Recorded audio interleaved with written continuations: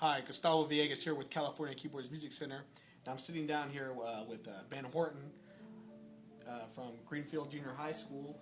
You might remember him from our last YouTube video trying out the Fobes Mouthpiece by Clark.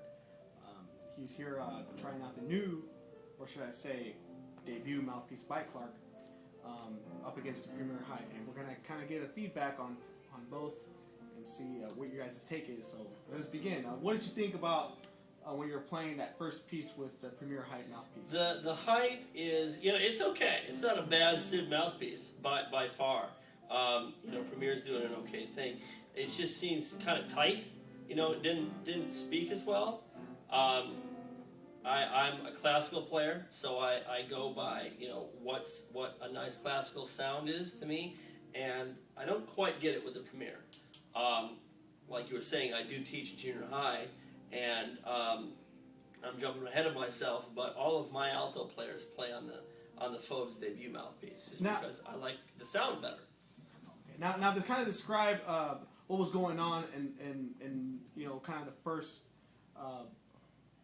take when you were playing with the Premier Hite as opposed to the debut mouthpiece. Well, with both of the mouthpieces, they both speak pretty good. And I appreciated that. As an educator, I want my alto players to sound nice, not like ducks, Right. But taking that away, it just kind of, it doesn't let you do a lot of stuff. As an educator, I want to be able to tell my alto players, play it like this, and have them respond accordingly to me. And I just don't think the Premier will let you do that. It's kind of like your first bicycle that you get with training wheels. And you can only go so far.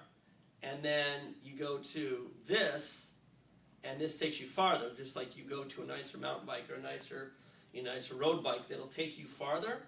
This one takes you farther. You can push this mouthpiece a little more, and it gives you the nice classical sound that you're looking for. Now, as far as response, which one do you think is more? Oh, by far, the Fobes has a greater response, I think. And the cool thing is, that the Fobes mouthpiece is actually hand finished.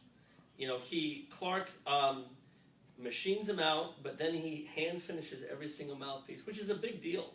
He puts that little extra special touch on them. The Hite, I can't say. Just by looking at it, possibly, but I don't know. Now, I noticed in the video, when you're playing, the sound on the Clark the Clark debut mouthpiece was a little bit, had a warmer tone, and it was almost effortless, if you will, the way you were blowing. Well, and the Premier gives that effortless too, but like you were saying, the Fobes gives you the dark sound. That's what I'm looking for. To put a spin on it would be like the French classical saxophone sound. That's what I like.